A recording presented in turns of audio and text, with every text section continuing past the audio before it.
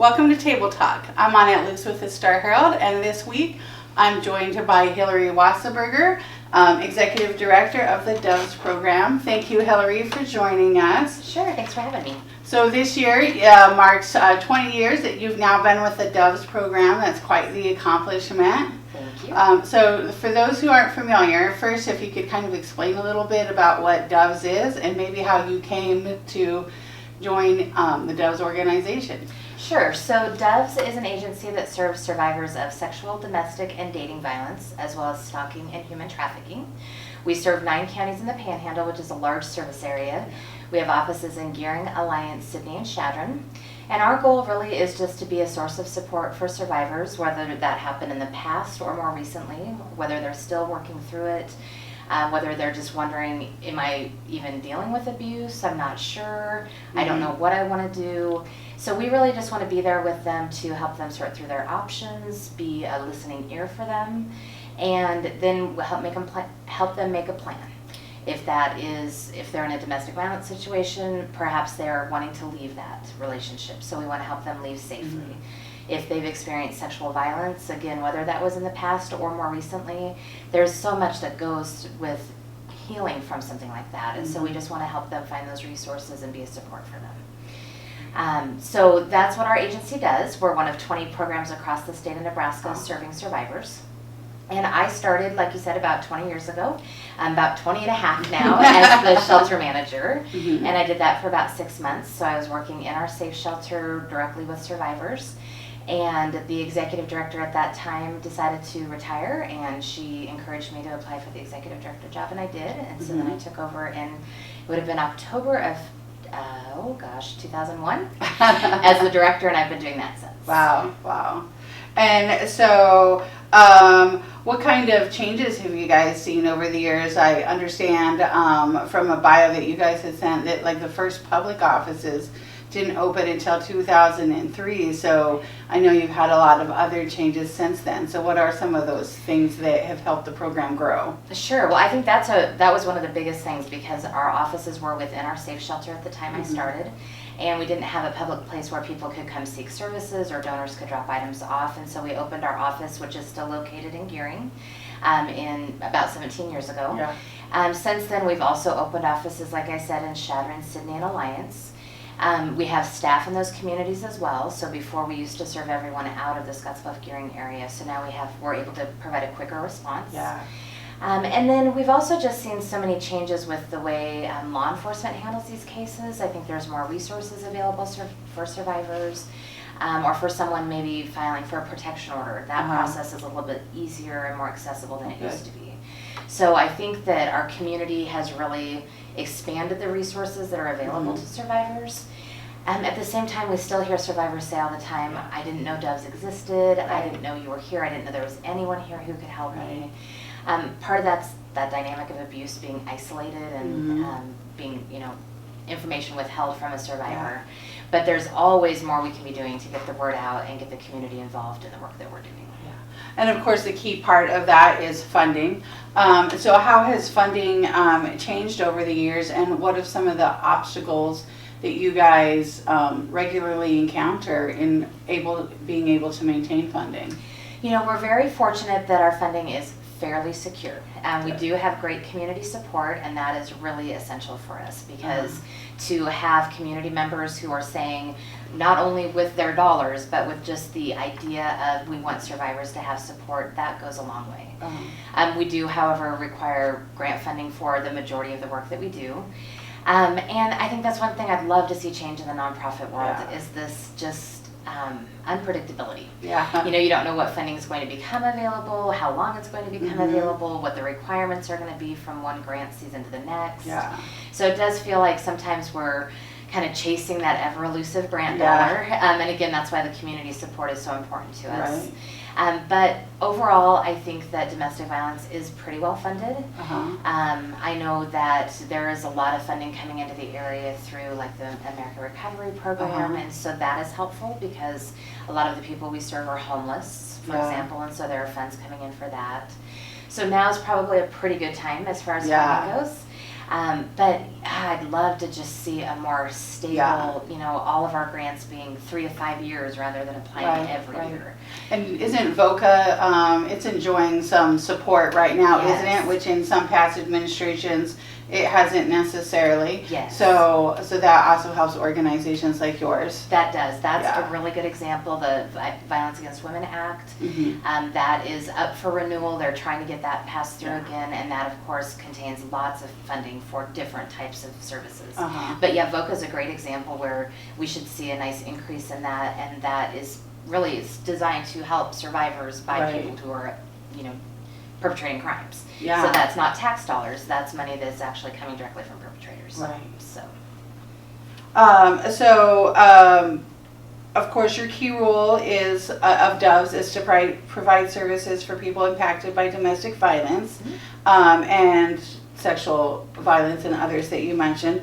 So what are some of the ways that Doves is able to provide those outreach and services in the Panhandle? What are some of the things that you guys do, I guess, outside of the office that maybe people aren't familiar with?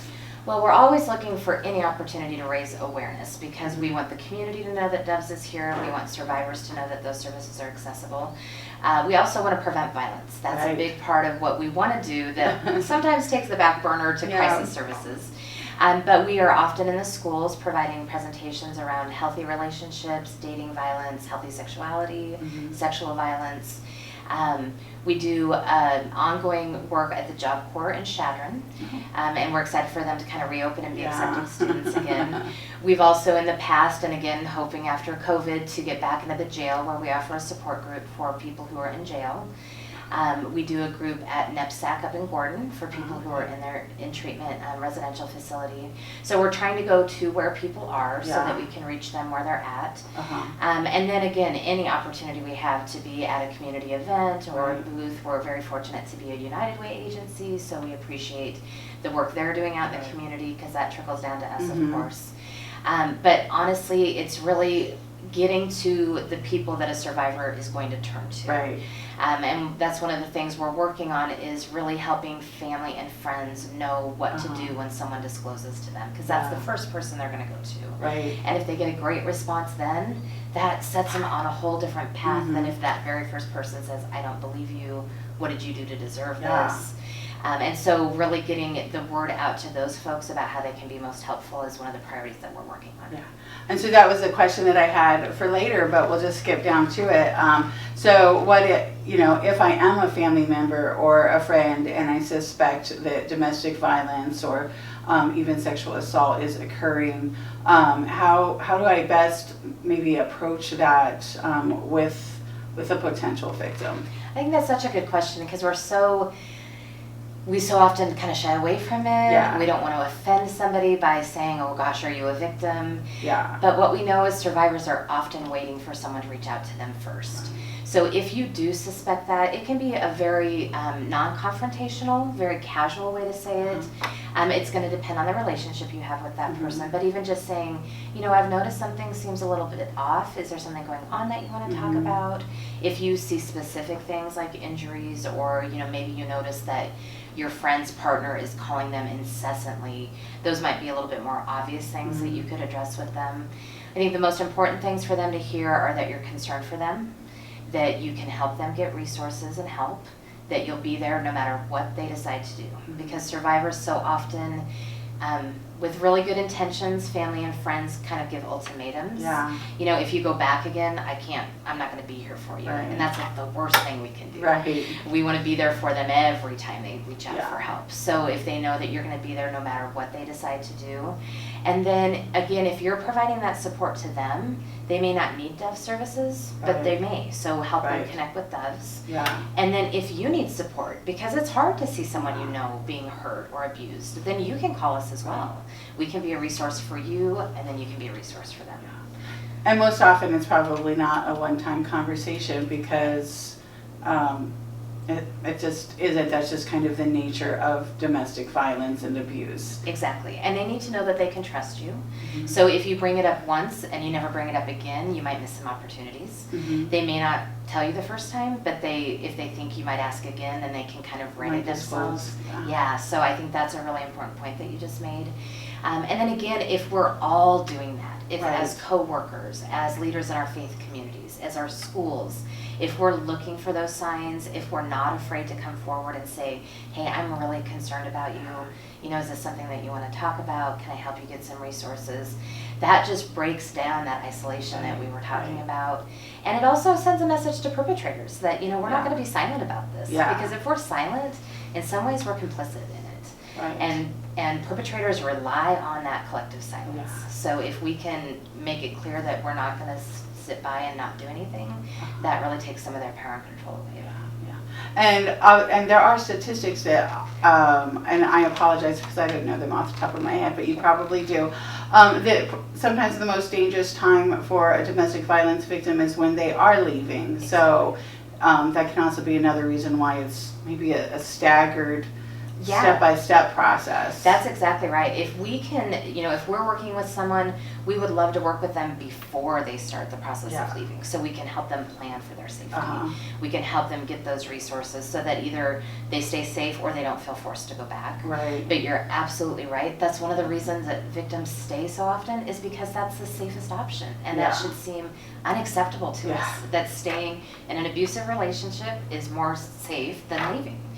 And so that's, you know, often why you hear someone was murdered by their ex-partner or their estranged spouse, because that is the most dangerous time.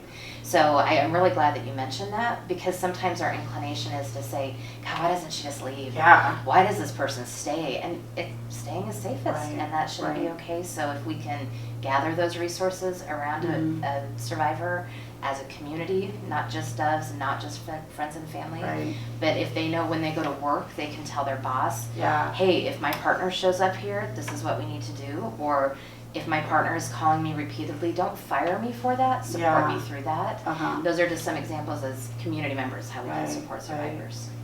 And so obviously during the pandemic, officials have, who specialize in child abuse and law enforcement, they've noted some effects on reports of cases. What are some of the effects or the impacts that Doves has seen during the pandemic?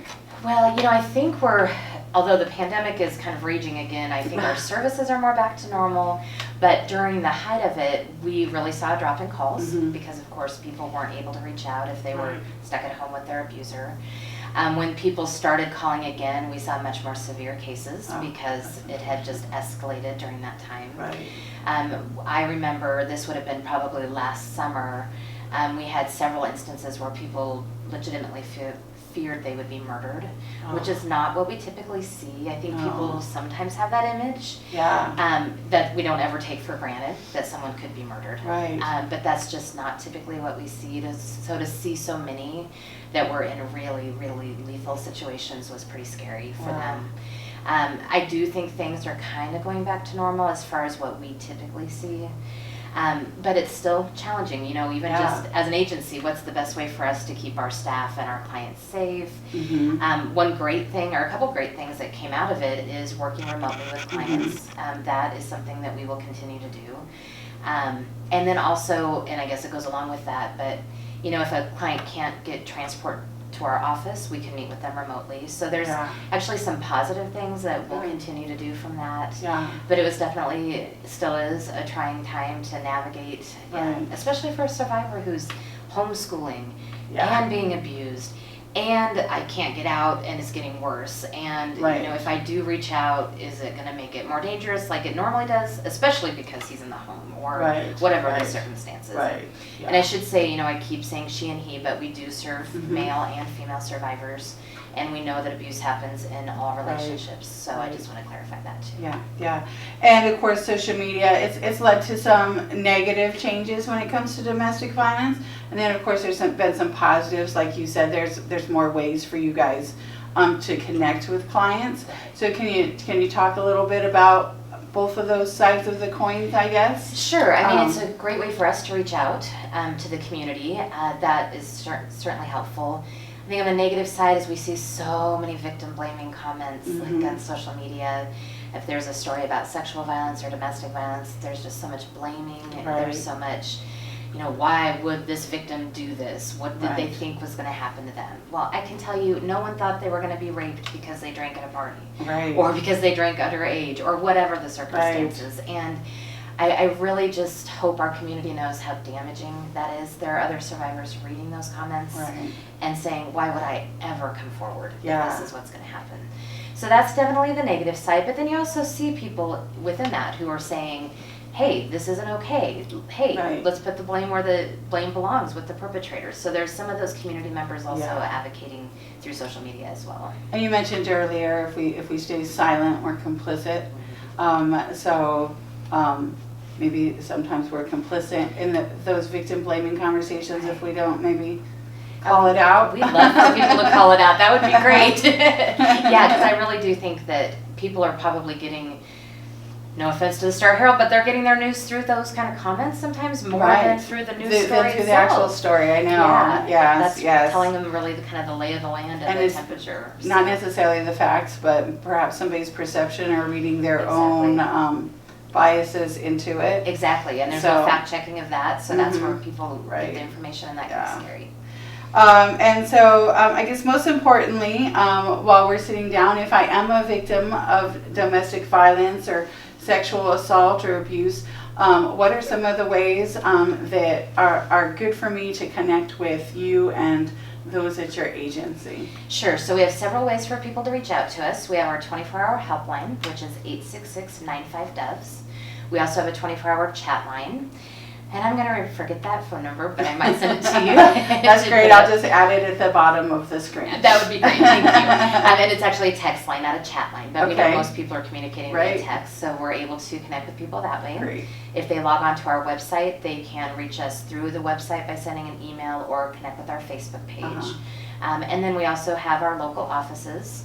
We really encourage people to call first, just because an advocate may not be available, but Right. if they absolutely can't, they can walk into one of those offices and be seen right then and there. And then, like I said, it really just goes from there with what their needs are and what they're wanting to see happen, so that Right. making that first contact I know can be the hardest. Yeah. But we really encourage people to check in with us, let us know what's going on, and let's see how we can help together. Great, great. Well, thank you again for joining us. I very much appreciate it. Sure, thanks for having me. Thank you. Thanks again for watching Table Talk this week. For more about Doves and other programs in the community, visit starherald.com.